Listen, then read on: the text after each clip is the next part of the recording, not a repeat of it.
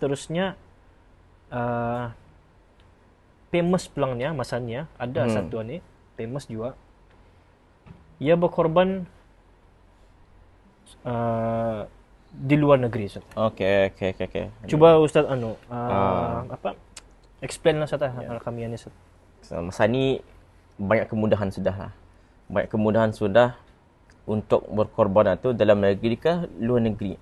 Dan kadang-kadang korban di luar negeri ni harganya lebih murah berbanding dalam negeri. Mungkin sebab conversion duit currency dan sebagainya. Itulah. Kita ni berwakil, namanya wakalah. Berwakil untuk berkorban di negeri orang lain.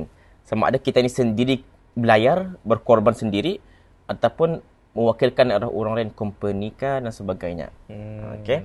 Hukumnya harus. Boleh kita ni buat macam itu. Sama ada kan belayar sendiri, korban, ataupun mewakilkan orang lain, mengorbankan. Tapi permasalahannya adalah pembahagiannya macam mana. Jadi pembahagiannya kan dalam ibadah korban ada dua hukumnya, wajib dan sunat. Kalau wajib, kesemua daging-dagingnya tu mesti disedekahkan kepada golongan fakir miskin. Siapa golongan fakir miskin? Golongan fakir miskin yang berhak menerima zakat. Itu yang korban wajib mesti semua sedekahkan. Korban sunat wajib disedekahkan 1/3 sebahagiannya. Sebahagian dia. Okey.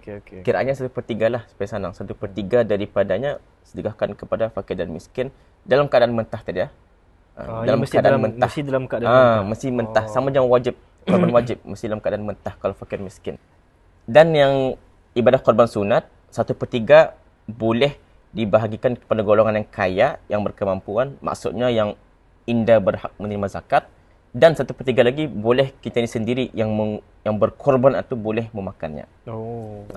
Dan secara sunnahnya juga afdal kita ni memakan hati binatang itu tadi, mengikut sunnah Rasulullah sallallahu alaihi wasallam. Livernya, hatinya.